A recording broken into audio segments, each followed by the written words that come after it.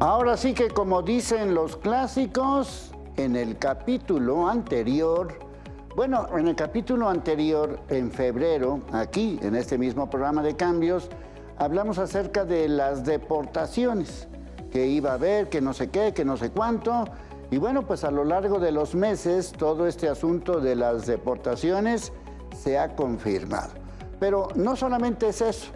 Ahora vivimos una crisis completa con el tema de las famosas redadas. Tan es así la crisis que hasta los partidos de la FIFA, de la Copa Mundial de Clubes, se han visto afectados porque los estadios, muchos estadios, sobre todo donde hay muchos mexicanos, pues no se han llenado, con el temor de que los puedan agarrar viendo el partido antes o después. La situación se pone verdaderamente gruesa cuando pues la relación entre Estados Unidos y México se pone más tensa. Políticamente hablando, dicen que no hay problema, pero en la realidad la situación requiere cambios. Y si seguimos haciendo lo mismo, vamos a tener los mismos resultados.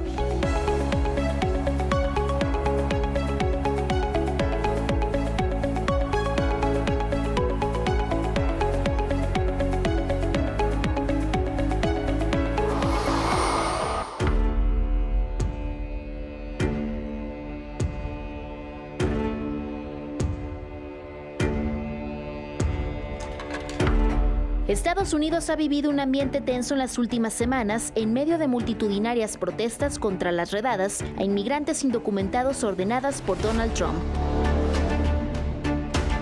El estallido del malestar que se vive comenzó en Los Ángeles el pasado 6 de junio, cuando el Servicio de Inmigración y Control de Aduanas, conocido como ICE por sus siglas en inglés, realizó varias redadas en distintos puntos de la ciudad que llevaron al arresto de varias personas en el distrito de Westlake, el centro y el sur de la metrópoli.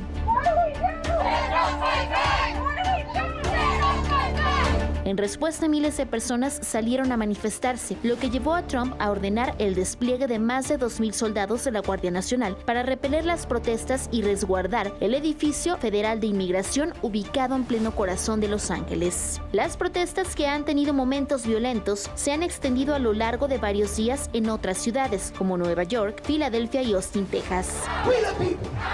We the people. We the people.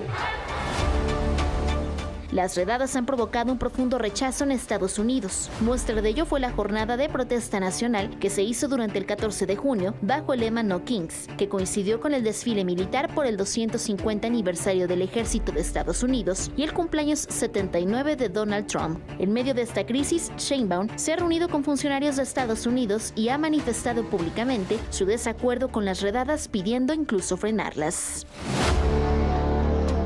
Para Cambios, Dalia Rojas.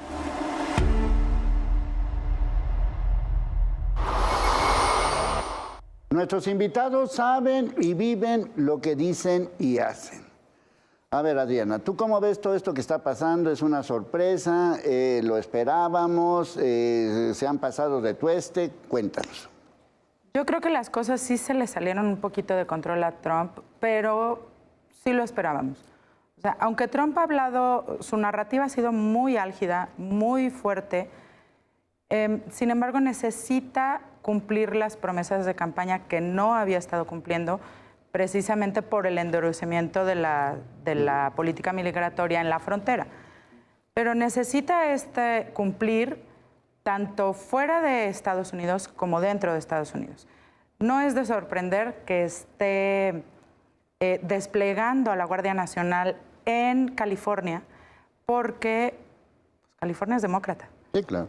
Entonces necesita atacar a sus contrincantes políticos desde pues, el despliegue militar, aunque sea un despliegue completamente ilegal y no se esté cumpliendo ni el debido proceso a las detenciones y pues está echando encima a la Suprema Corte, a buena parte del Congreso. Pero creo que esto es más de cara a los mexicanos, de cara a su propio gobierno y al demostrar fortaleza política dentro del gobierno de Estados Unidos. Bueno, tú que has viajado por todos lados, que sabes muy bien todo cómo está este asunto migratorio, ¿hasta qué punto se puede decir que esto que ha pasado, sobre todo en Los Ángeles, pues es algo pues inaudito? ¿O cómo lo calificas tú? Sí, a mí me parece que el golpe que le da Donald Trump a la comunidad angelina en el marco de estas deportaciones tiene que ver con el corazón de la sociedad. Es decir, el rechazo que manifiesta tanto estadounidenses como estadounidenses de origen latino a las redadas tiene que ver, se explica, porque las personas que están deteniendo, en particular en Los Ángeles, forman parte ya del tejido social angelino. Es decir, no son migrantes que están llegando, que los detuvieron en la frontera, sino que son migrantes que tienen 2, 3, 5, 10, 15 años viviendo ya en la comunidad y que forman parte de todo este tejido en términos económicos, sociales, religiosos, culturales, y que cuando Donald Trump lanza sus redadas contra esta población, a mí me parece que lo que estamos viendo en las calles pues no es solamente un rechazo por parte de los migrantes que pueden o no tener un estatus migratorio regular, sino que una buena parte de la gente que está en las calles son estadounidenses que ya han incorporado por una vía o por otra a una serie de latinos que han llegado, pero también a muchos estadounidenses de origen latino que forman parte esencial de la comunidad en Los Ángeles. Creo que lo que vimos el fin de semana anterior refleja precisamente eso. Es decir, si la patrulla fronteriza detiene migrantes en la línea y los expulsa, prácticamente no hay manifestaciones al respecto. Sí, no el asunto es que se va contra una ciudad tan importante como Los Ángeles, que hay que mencionar que es, después de la Ciudad de México, la ciudad con más mexicanos en todo el planeta. Entonces, me parece que es un golpe muy fuerte a la parte central, al corazón mismo de la comunidad angelina. Sí, porque mucho se ha hablado, yo no sé cómo lo analicen ustedes, pero ven que en este tipo de expresiones, hablando específicamente de Los Ángeles, aunque esto ya se fue a Nueva York, a Chicago, bueno, a diferentes lugares de Estados Unidos, pero particularmente en Los Ángeles, ven mano negra, es decir, estas manifestaciones de estar quemando patrullas, de estar enarbolando la imagen de Claudia Sheinbaum en distintas como vehículos. ¿Ven mano negra o sí ven una expresión, vamos a decir, natural? Bueno, yo pienso que hay una expresión natural de protesta. Hay que recordar que las palabras de Claudia Sheinbaum fueron hace 2, 3 semanas, en realidad, y eran en referencia precisamente al impuesto que se iba a pagar, o que se pretendía pagarse a las remesas, el 3.5, que era originalmente el 5, y que bueno, al final de cuentas quedó en el 3.5 de porcentaje de impuesto a la remesa. Es un punto interesante porque precisamente en días pasados señala la secretaria de Seguridad Interior en Estados Unidos, Kristi Noem, que cómo se había atrevido a plantear eso Claudia Sheinbaum, que precisamente las movilizaciones que se habían estado provocando era algo en la cual había incidido precisamente las palabras de la presidenta de México. Aquí hay que ser muy claros. Eso se planteó al ámbito de las remesas, que es un primer punto, y en segunda instancia se habló de movilizaciones. ¿De qué hablamos de movilizaciones? Movilizaciones violentas, no habló de violencia, se habló de movilizaciones planteando negociaciones, cabildeos, quizás sí protestas presenciales, pero la violencia cada quien la ha retomado, a final de cuentas, en forma o con base, mejor dicho, en la confrontación, como se han dado también las detenciones, que muchas de ellas han sido agresivas, violentas, quebrando vidrios de carros, separando a familias, separando a niños de sus padres, y eso hay que señalarlo también. Entonces, obviamente hay un enardecimiento, hay quien se sale de control, también pienso que puede haber manipulaciones maniqueas por parte de los propios agentes del ICE o del mismo gobierno federal, y que evidentemente es una forma también de presionar a Sheinbaum. Es algo interesante que las palabras que dice Kristi Noem los hace a un lado de Trump. Trump, en ese sentido, no se ha atrevido a criticar a Sheinbaum en ese punto. Eso se lo dejó a su secretaria de Seguridad Interior. Sí, que también esto, pues obviamente tiene una cola, ¿no? En ese sentido. Políticamente hablando, ¿cómo lo sientes tú en ese sentido de las declaraciones de Claudia, de que hay que movilizarnos y esto se convierte en otra cosa?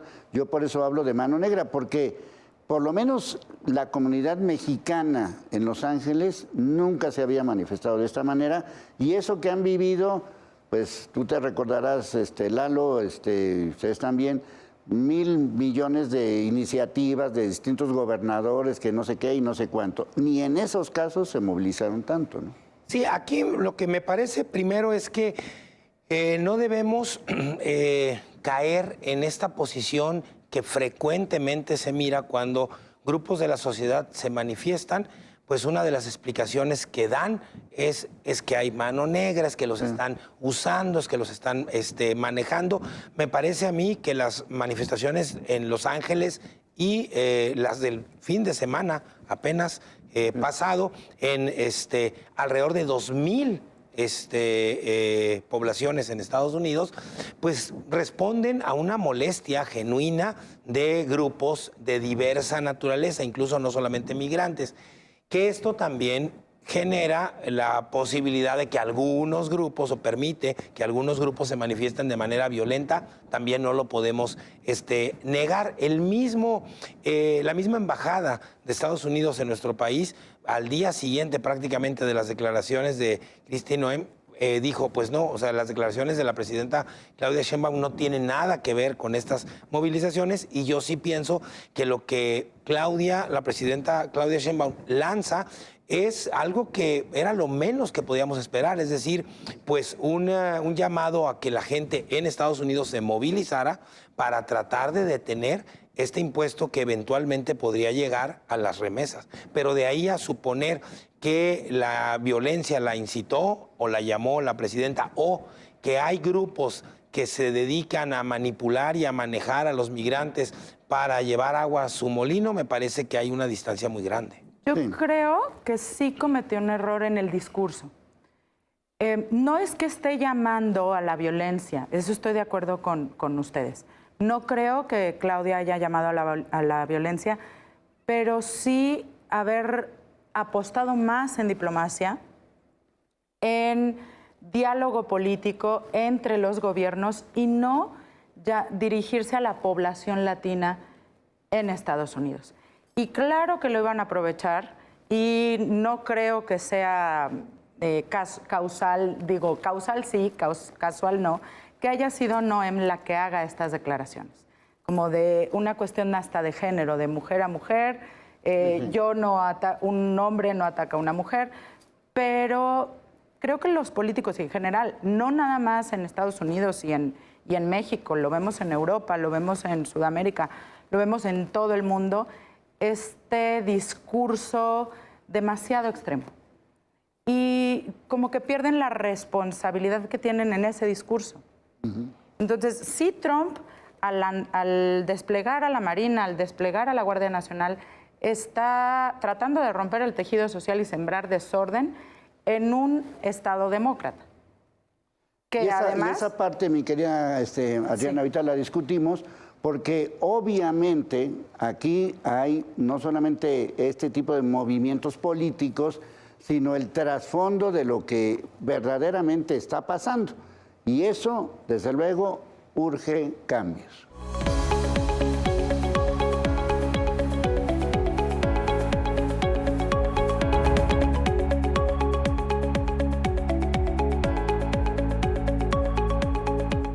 Bueno, justamente cuando estaban todos estos conflictos hace unos días, yo tuve la oportunidad de entrevistar en Telediario a uno de los líderes de todos estos movimientos en Los Ángeles particularmente, y esta persona decía, no tiene nada que ver lo que dijo la presidenta, sino más bien de que pues simplemente ya no soportamos este tipo de agresiones y este tipo de situaciones. Pero Adriana, para seguir con lo que estabas comentando. creo que deben ser los políticos mucho más responsables de lo que hablan. Sí. Tal vez sí pudo haber sido un error. Finalmente la presidenta no es experta en diplomacia y pues simplemente lo que le queda hacer es condenar la violencia. Tal vez apoyar con apoyo legal desde los consulados, pero no más. Y además está en nuestra política exterior, o sea, es la no intervención. No puedes llamar a la manifestación a otro país. Sí, como se utilizó la palabra movilizaciones 2 veces, ¿no? Yo creo que sí fue un error de una palabra, no creo que haya sido premeditado. Y pues bueno, lo tendrá que arreglar el canciller, el embajador. Y el problema también es cómo va a atender a nuestros connacionales o a los latinos en Estados Unidos, y también le ha reducido el presupuesto a los consulados. Entonces creo que sí, pues, tenemos un problema como gobierno mexicano, ¿no? Bueno, estábamos recordando al principio del programa que en el capítulo anterior, y tú lo recordarás, Lalo, porque estuviste aquí con nosotros, que hablábamos de las deportaciones y prácticamente ustedes como especialistas pronosticaron lo que estaba sucediendo, ¿no? Que iba a haber como una especie de efervescencia en los primeros días, vamos a deportar a medio mundo y después le iban a bajar tantito, ¿no?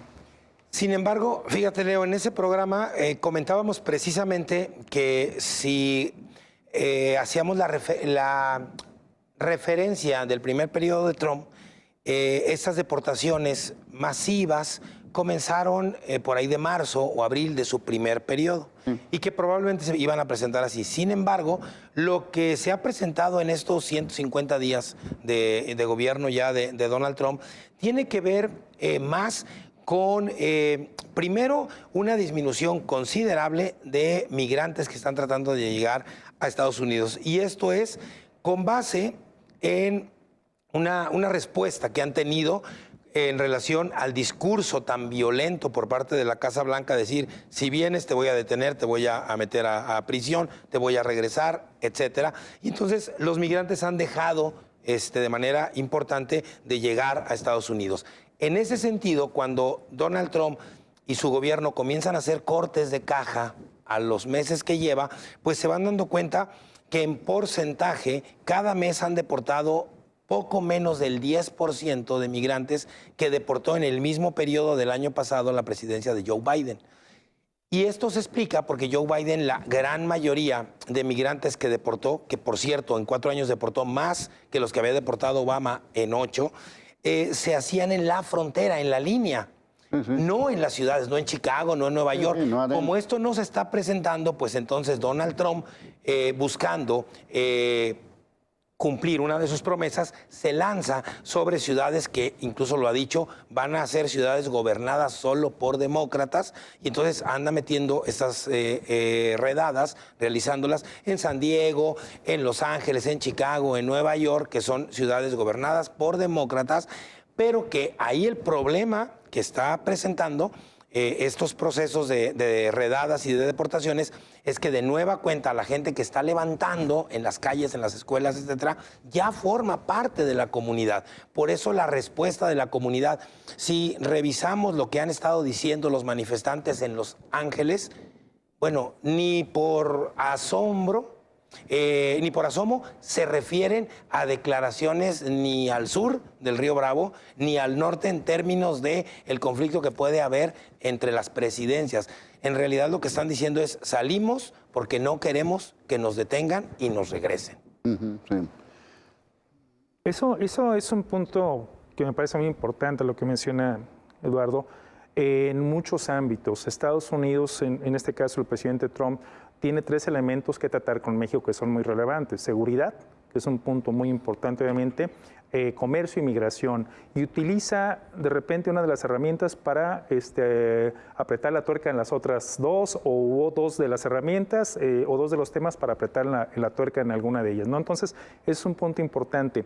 Hay que recordar que la primera administración también de Donald Trump presionó al gobierno mexicano para que movilizara a la Guardia Nacional aquí en México y pudiera impedir el paso, por ejemplo, de migrantes, ¿no? Desde Centroamérica hasta la frontera con Estados Unidos. Es un punto importante y el gobierno mexicano tuvo que acceder sobre el peligro de que pudieran incrementarse los aranceles. Eso es uno de los puntos.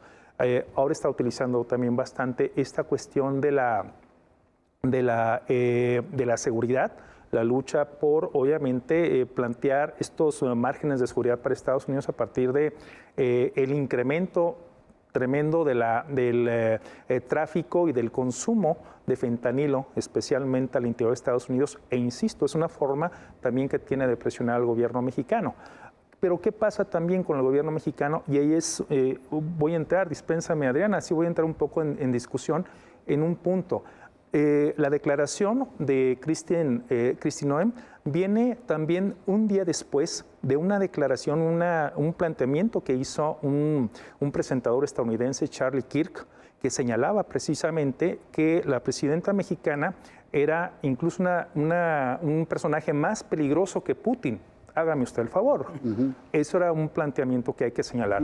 Otro de los puntos también interesantes es que cómo era posible que pasara esto con la presidenta de un país que es tercermundista y que a final de cuentas, bueno, nosotros casi éramos unos vagos, no dijo esa palabra, no recuerdo ahorita exactamente el calificativo, pero nos avienta de tercermundistas que al final de cuentas somos un país en vías de desarrollo, eso es intrascendente a lo mejor en el planteamiento, pero somos el principal socio de Estados Unidos. Tenemos 740,000 millones de dólares que tenemos con ellos en comercio el año pasado y tenemos alrededor de 140,000 millones de dólares de superávit, que ese es el punto también neurálgico que Trump pretende bajar a fuerzas, el comercio. ¿Y qué cosa mejor para hacerlo? En tratar de meter algún tipo de presión al principal socio que tiene en este momento Estados Unidos, que somos nosotros. Y tan es así que el planteamiento también que se prevé es qué va a pasar el año que entra con el TEMEC. ¿Se va a negociar? Si se negocia, ¿se va a mantener? ¿No se mantiene? ¿Qué es lo que va a pasar?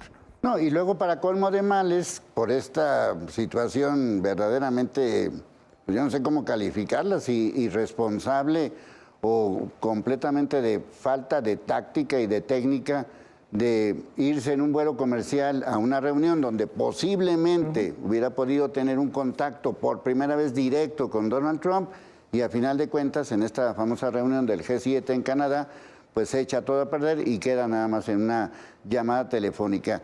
Es decir, ahí también otra vez un problema, o el problema como tal, no se pudo por lo menos discutir personalmente, ¿no? Y digo, yo estoy de acuerdo contigo, José. Está arando el terreno precisamente para la renegociación del TEMEC. Y él, y sin duda, digo, ahora nos pasamos un poquito a la política global, ¿no? Trump necesita demostrar esa fortaleza. Claro. Y necesita Make America Great Again, ¿no? O sea, nos está diciendo, echando la culpa a nosotros por el fentanilo, que digo, sí, pero también era un muy buen negocio en Estados Unidos recetar por un dolor de muelas. Y entonces crear todos estos consumidores. Se le salió de las manos. Además, digo, por supuesto no tenemos nada que ver con Putin, pero tampoco es, vuelve a no ser casualidad. No ha podido, como prometió en campaña, terminar con la guerra de Ucrania. Entonces, pero no se va a enfrentar directamente a Putin. Jamás. Entonces es poner estas proxy wars, donde sí puede demostrar esta fortaleza con el actor más débil, que son los migrantes. Pero también una cosa que tenemos que observar, todo lo que le ha costado este despliegue militar. O sea, está observando este déficit que tiene Estados Unidos con nosotros, pero no le importa desplegar 134 millones de dólares en un fin de semana. ¿Qué está demostrando esta fortaleza? Creo que Trump, más allá, está hablándole a todos los demás, a todo el mundo. Lo que quiere es renegociar no nada más el Tratado de Libre Comercio, es sentarse en la mesa del mundo, hablemos Naciones Unidas, hablemos de la Organización Mundial del Comercio, para frenar el avance de China, de Rusia, o sea, frente a otros potencias y que no avancen más. Me duele decirlo, pero tal vez Estados Unidos necesitaba un discurso tan alto, tan fuerte, para sembrar, mover las aguas y entonces sentar a todos a negociar, para demostrar que todavía tiene esa fortaleza y sentar a todos a negociar con la sartén por el mango. Finalmente, antes de que México decida negociar más con China, antes de que México decida permitir esta inversión de Rusia en Pemex, en petróleos mexicanos, necesita frenar un poquito. Finalmente, él necesita también a estos migrantes. Lo que decías, o sea, el Mundial no se va a organizar solo. ¿Quién lo va a trabajar? ¿Quién va a reconstruir Palisades? O sea, necesita a nuestros migrantes. Nadie quiere a ningún delincuente, ¿sí? Pero ni nosotros los mexicanos, ni ningún país del mundo. Entonces, vuelvo a decir, esto es una estrategia electoral de cara a los demócratas en Estados Unidos, para desestabilizar y para bajarles el presupuesto a las ciudades santuario, que son Nueva York, Boston, Washington, San Francisco, entonces, y donde veremos más manifestaciones. O sea, creo que es un cúmulo de muchas cosas. Bueno, lo que sí sabemos es que urgen cambios, porque ¿cómo ha sido la respuesta en Estados Unidos? A eso vamos.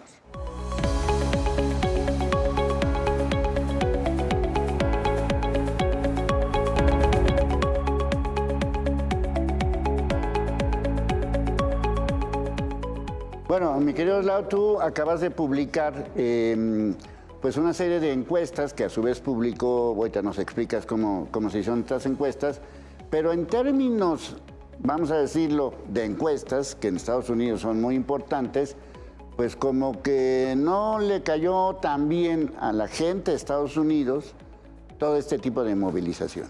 Sí, así es. El Pew Hispanic Center publica una encuesta esta semana, por allá del miércoles pasado, en donde da cuenta del sentir de los ciudadanos en relación a las deportaciones, a las redadas y a toda la política antimigratoria de Donald Trump. Y lo que muestran las encuestas, pues es que prácticamente la mitad de la población entrevistada está a favor y la otra mitad no lo está. Es decir, si nosotros usamos para leer el sentir estadounidense frente a las políticas antimigratorias de Trump, las manifestaciones en el Día de los No Reyes, de hace ya una semana, pues da la impresión que una mayoría de las personas estaría en contra de estas políticas. Sin embargo, si las leemos desde esta encuesta que hace el Pew Hispanic Center, nos podemos dar cuenta de otra óptica en donde prácticamente están empatados. En asuntos de asilo, en asuntos de retirar o no el TPS, de recibir más migrantes, de deportar más migrantes.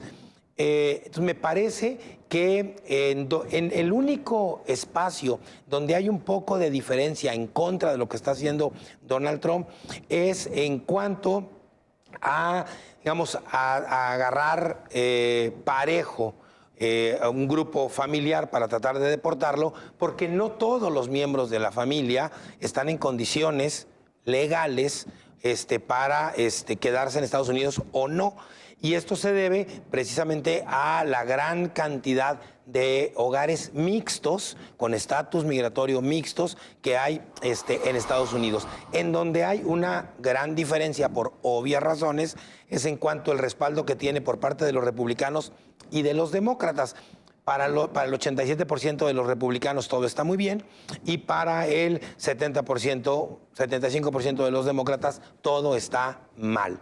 Y esto lo podemos mover ya en una proyección a noviembre del año que entra, que serán las elecciones de medio término, porque hoy por hoy hay un fuerte discurso en contra de Trump por parte de dos actores que me parece que son muy importantes. Su base de MAGA, que no está de acuerdo en que vaya al conflicto entre Israel e Irán, que no están viendo que el costo de la vida haya disminuido, y por otro lado, los republicanos, que van a buscar, muchos de ellos, permanecer en la Cámara Alta y Baja el año que entra, y que están viendo que el costo político y electoral de todo lo que hace Donald Trump lo van a terminar pagando ellos. Entonces, al final del día me parece que hay que mirar el fenómeno migratorio de una manera muy holística para tomar en cuenta todos los elementos que se presentan en un fenómeno multifactorial como es la migración. Sí, y que todavía en estos días, a raíz de todo este conflicto entre, sobre todo de Israel e Irán,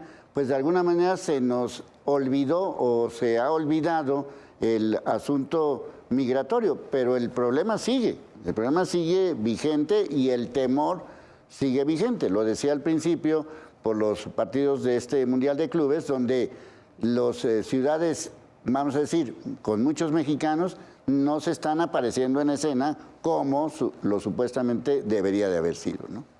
Sí, y ahí me parece que puede haber otro elemento importante que tiene que ver con los dineros. Hay que recordar que el electorado estadounidense vota con la cartera, ¿sí? Y los negocios que se pueden caer o que no pueden llegar, o bien, digamos, el costo de la vida que no se puede bajar por conflictos internacionales en los cuales está metido la Casa Blanca por órdenes de Trump, pues me parece que al final del día hará que los republicanos no tengan una buena cosecha electoral el año que entra. Y solo recordar que faltan alrededor de 1.300 días para que Donald Trump se vaya de la Casa Blanca. Sí, o sea que todavía falta mucho. Bueno, a ver, Pepe. Sí, mencionabas precisamente hace rato, Leonardo, esta cuestión del abandono de Trump de esta reunión del G7 en Canadá, y hay que dejar también y plantear, no nada más abandona la charla con Sheinbaum, abandona la charla también con el primer ministro japonés, ¿sí? Que tenía ese pendiente. Ese es un punto a tomar en consideración. Y como bien señalas, Eduardo, me parece que es muy importante la dinámica que está tomando Trump en un sentido. Está, como bien se señaló ya en esta mesa, mostrando la musculatura política. Es lo que él pretende a final de cuentas, pero también pretende plantear a través de estas movilizaciones, a través de este movimiento de poder, todas las debilidades que tiene. Y las debilidades que tiene es precisamente, como señalaba hace rato, Adriana, la carencia de facultades para meter la paz, por ejemplo, en Ucrania. La carencia y la enorme responsabilidad que tiene al mantener un apoyo sobre un Estado como el Estado de Israel, que está llevando a cabo un genocidio en Gaza y que ahora fue el primero que atacó a Irán. Estaban en la mesa de negociaciones algunos días antes, Irán y Estados Unidos, para poder plantear qué es lo que iba a pasar con el programa nuclear de Irán, y sin embargo echó toda la borda, se da el ataque de Israel, y entonces incluso cambia el planteamiento del propio Trump. Y ahí es donde yo también voy a establecer que la agresividad de su discurso es tal que incluso señala que más que hacer una paz entre Israel e Irán, él plantea que existe algo mejor que se puede hacer. ¿Qué es lo que se puede plantear? Está planteando la caída y la rendición incondicional, que es lo que ha planteado en las últimas horas de Irán. Esto es un punto a tomar en consideración. Irán es fundamental también para el paso y la venta, sobre todo, es el principal proveedor de petróleo de China. China es el principal competidor de Estados Unidos. Y México, viene otro punto importante. México, y lo podemos ver desde el punto de vista geopolítico, México es el estado pivote de la economía china hacia Estados Unidos también, y México ha salido ganando en ese contexto. Precisamente por eso, paradójicamente, en lugar de disminuir su déficit comercial con Estados Unidos, lo ha ido incrementando, independientemente de que China se ha convertido en el tercer socio comercial, pero eso sí, mantiene el superávit comercial más grande con Estados Unidos. El segundo es México. Y si nos vamos al trasfondo, desde la primera campaña electoral en 2006 por parte de Trump, ¿quiénes fueron sus principales piñatas en la enarbolación de su discurso? China, que le quita trabajos, que le quita empresas, que le quita competitividad, y México, obviamente, que le causa muchos otros tipos de daños también. Eso ha sido una situación, ha sido un discurso, y que llama la atención sobre todo a los supremacistas anglosajones. Sí, claro, que además como sea les encanta y como sea, como lo quieran ver. Por eso Trump lleva ya 2 periodos de presidente, pero es lo que estabas diciendo, ¿no? A final de cuentas, la bronca no es ni contra los que viven en Los Ángeles ni contra los que viven en Nueva York, sino contra los que viven en China, ¿no? Eso es la bronca es esa, ¿no? Incluyendo todo lo que pasa, hasta inclusive con lo de Ucrania y con lo de Rusia, ¿no? Pero no va a haber un enfrentamiento directo. No, pues no. Entonces no se va a meter en esa bronca. Si no puede con Los Ángeles, pues mucho menos con no va a poder. Entonces con eso Irán. te hablo, Juan, para que me escuches, Pedro. Sí. O sea, está hablando, no va... a mí no me da ni miedo la guerra contra Irán. Pobre gente. Finalmente los que salen perdiendo son los ciudadanos de a pie. Van a destrozarse, no va a reconocer jamás que está detrás de Israel, pero lo está. Y eso lo sabemos, digo, sí lo va a reconocer, pero no va a decir cuánto dinero está aportando. Y no va a permitir tampoco que haya un despliegue nuclear, porque ahí sí nos va mal a todos. Entonces, cuando dicen que si terminó la Guerra Fría o no terminó, claro que esto que está pasando es una Guerra Fría 3.0, ¿no? Pero en otros territorios y sigue siendo, nada más que tenemos el actor de China. Aquí a mí me parece también importante ver Arabia Saudí, qué está diciendo, cómo está hablando con Trump, el príncipe heredero, cómo le está hablando de cara a la guerra contra Irán. Y el problema es que precisamente del genocidio palestino nadie habla. No pasa nada con el barco de esta niña sueca que detuvieron en aguas internacionales, no pasó nada, no hubo manifestaciones, pero claro, esto sí nos toca más cerca, los migrantes en Estados Unidos, los migrantes mexicanos, que como dices, es sumamente importante, que es gente que tiene ya una vida hecha ahí, si no, no hubiera. Pero otra cosa que me parece también de temer, y es lo que nos pasa también en México, esta polarización en el discurso hace que los extremistas ciudadanos se sientan respaldados por una persona en el poder. Y el problema es la ruptura del tejido social en Estados Unidos, en nuestro país, en España está sucediendo con el gobierno de Pedro Sánchez y en muchos escenarios más. Y esa ruptura social no se recupera tan pronto. Y no solamente es esa ruptura social, sino que además se está evidenciando en términos de lo que decían al principio.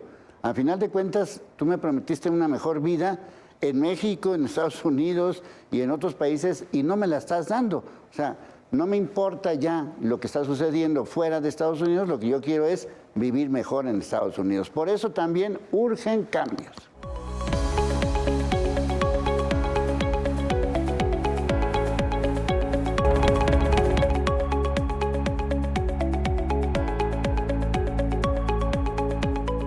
Bueno, como obviamente pasan las cosas, pues lo hemos dicho 100 veces, lo que pasa acá y lo que pasa acá y lo que pasa allá, de alguna manera nos influyen. Esta narrativa de la que hablabas, Adriana, hace rato, de que hay cada día menos migración, pues sí, hay cada día menos migración, pues porque cada día hay más policías o guardias nacionales o esta política.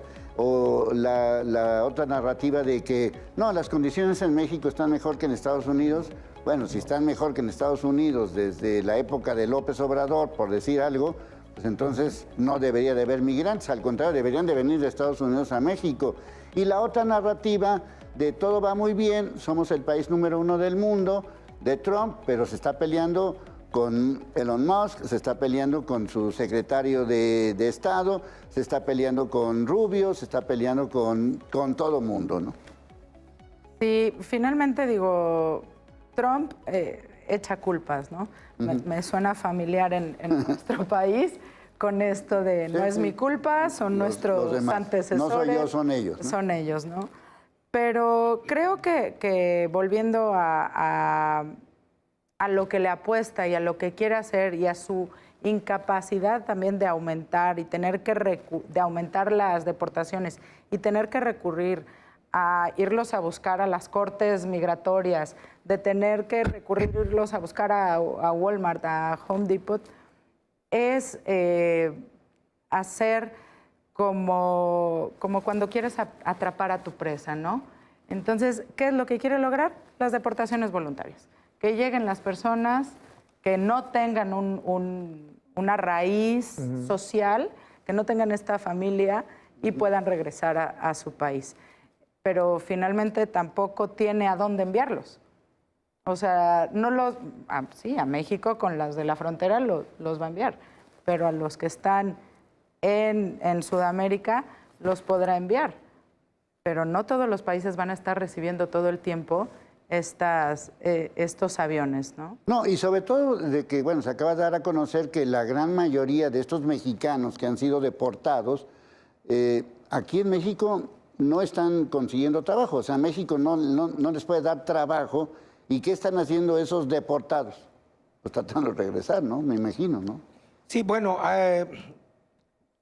en realidad tenemos en este momento cantidades mucho menores de lo que estaba proyectando no solamente el gobierno estadounidense, sino el gobierno mexicano. Esta misma semana, por allá del miércoles y jueves de esta semana, hice llamadas a los albergues aquí en Guadalajara y prácticamente no hay migrantes deportados. Es decir, me parece que hay muchísimo más violencia en el discurso, en las amenazas de Trump, que la violencia que puede experimentar los migrantes al ser deportados, porque en este momento, aunque sí hay personas deportadas, están muy por debajo de lo que Trump había prometido. Por eso es que ha dicho que con estas nuevas redadas se busca deportar a 3,000 migrantes por día, que es lo que lo llevaría a deportar a 1 millón de migrantes por año, que fue su promesa. Para poner el dato en relación al año pasado, en febrero del año pasado, el gobierno de Joe Biden deportó alrededor de 140,000 personas. Este febrero, el gobierno de Trump deportó a 7,500. Es decir, el número es abismal. Por supuesto, la diferencia es enorme.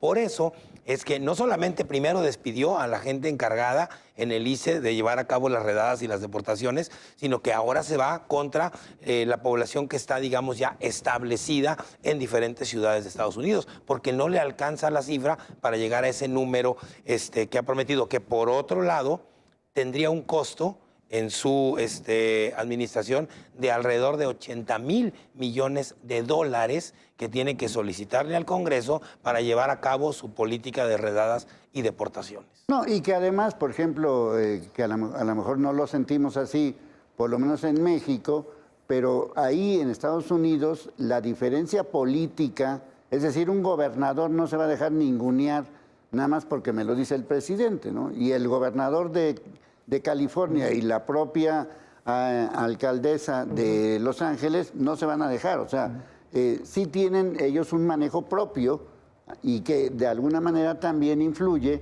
a que el discurso de Trump, por lo menos el discurso, vaya disminuyendo. Es decir, mira, ni siquiera aquí te pelamos, o sea, no te metas con nosotros, ¿no? Es un poco los mensajes que han estado mandando en California, ¿no? Así es. Es interesante señalar que, por ejemplo, alrededor del 30 y tantos %, no sé exactamente la cifra, pero bueno, el 35, alrededor del 35, vamos a plantear más o menos así, son migrantes en Los Ángeles, tan solo en Los Ángeles. Y el 48, casi el 50% de la población en Los Ángeles tiene algún tipo de vínculo hispano, ya sea mexicanos o inmigrantes, pues, que son legales, ilegales, o que son personas ya de primera, segunda hasta tercera generación. Entonces, es importante señalar. Por eso creo que también es importante para tanto el gobernador Gavin Newsom en California, plantear, demócrata obviamente, expresar ese desacuerdo que tiene con Trump. Ahora, políticamente, ¿qué es lo que sucede con Gavin Newsom? ¿Sí? Es interesante o sería interesante identificar si no estamos hablando de una posible opción política para los demócratas en el siguiente, en la siguiente elección. Claro. Eso es un punto también importante y que posiblemente haya identificado en ese sentido a Donald Trump y obviamente pretende, de alguna manera opacarlo, ¿sí? Obviamente va en la misma línea que Karen Bass, la alcaldesa de Los Ángeles, tienen esa misma sintonía. La alcaldesa incluso señala a Kristi Noem que ha sido, no lo califica de infame, hay una palabra también que señala, pero que ha sido irresponsable en la expresión que tiene respecto a culpar precisamente a Sheinbaum de esta cuestión de las movilizaciones, que eso también es un punto bastante interesante. Están, en todo caso, desacreditando, independientemente sea o no sea el planteamiento de Sheinbaum válido o no válido, independientemente de eso, está desacreditando las palabras de la propia funcionaria de Seguridad Interior de Estados Unidos, planteando que es una expresión irresponsable con la dirigente de un país que es el principal socio comercial de Estados Unidos y con el que lo mantienen vínculos históricos a final de cuentas, ¿no? No, y que también revivió hasta la misma Kamala Harris, ¿no?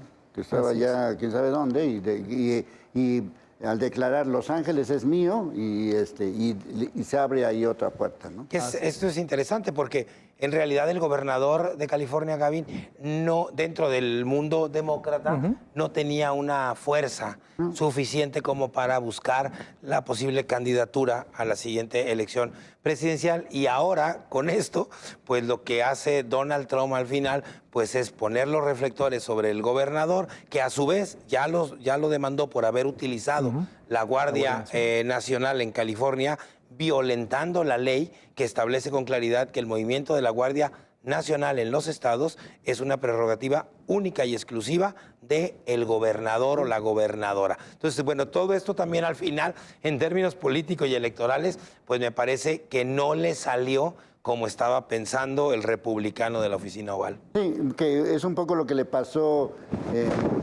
cuando había estos conflictos entre las personas de raza negra y los blancos, con lo que pasó con George Floyd. Sí, con George Floyd, exactamente. Bueno, otro de los temas es Jalisco aquí cómo juega, porque a final de cuentas Jalisco y Los Ángeles pues hay una relación, ¿no? O California, pues. Bueno, yo comentaba hace un momento que el número de migrantes que están llegando aquí al estado, por lo pronto, a través de los albergues, prácticamente no tenemos. Esto no quiere decir que no estén llegando algunos migrantes al estado y que en ese Pero sentido, no en las caravanas. No en las cantidades que se puede suponer. Y aquí yo me quiero detener brevemente en algo que me parece que se sigue repitiendo y que no tiene anclaje con la realidad. O sea, constantemente la gente está diciendo en México es que las deportaciones masivas de Donald Trump y es que las deportaciones de miles de migrantes, me parece que eso también es hacerle el caldo gordo al republicano cuando en realidad no ha podido deportar a la gente que pensaba. Que eso no quiere decir que yo esté a favor de que deporten migrantes, al contrario, sí, pero una cosa es lo que dice el presidente que va a hacer y otra muy diferente lo que estamos viendo. No, y vemos que ni siquiera ha sido en su primer mandato quien más ha deportado. Claro. Ha sido Clinton y han sido los demócratas. Y volvemos a escuchar el muro. ¿Qué pasó con el muro? No sucedió. Pero, y voy a terminar con el Tratado de Libre Comercio con México, el Telecán. No sucedió. Vuelve a estar allanando el terreno, que sí consiguió elevar el salario mínimo en México, sobre todo en la industria automotriz, para que, claro, aquí después se colgaron su medallita por haber subido el salario mínimo. Sin embargo, no fue ni siquiera iniciativa de nuestro país, fue una presión de Donald Trump. Entonces, yo quiero pensar que va también para renegociar el TEMEC. Está viendo cómo presiona a México para condicionar la cláusula minimis de valor de contenido regional de cara a la industria automotriz. Entonces, ¿sobre qué va a hacer Guadalajara, Jalisco y los estados en general? Incluso Aguascalientes me podría preocupar sobre toda la industria automotriz en nuestro país. O sea, se nos pueden ir marcas Veremos a ver si vuelve ahora Tesla al norte de nuestro país, porque ya se pelearon. Entonces, a ver, va a suceder que lleguen a nuestro país, va a elevar el valor de contenido regional. ¿Qué vamos a hacer también si se van la industria con todos los millones de empleos que podemos perder? Bueno, Entonces, ahora sí que como dirían los clásicos, pues en el capítulo anterior, más bien aquí en el próximo capítulo, porque esto va a continuar, pues ya veremos cómo nos va. Ya hablamos de los deportados, ya hablamos de las redadas, de qué tratará el siguiente capítulo, pues ahora sí que estén pendientes.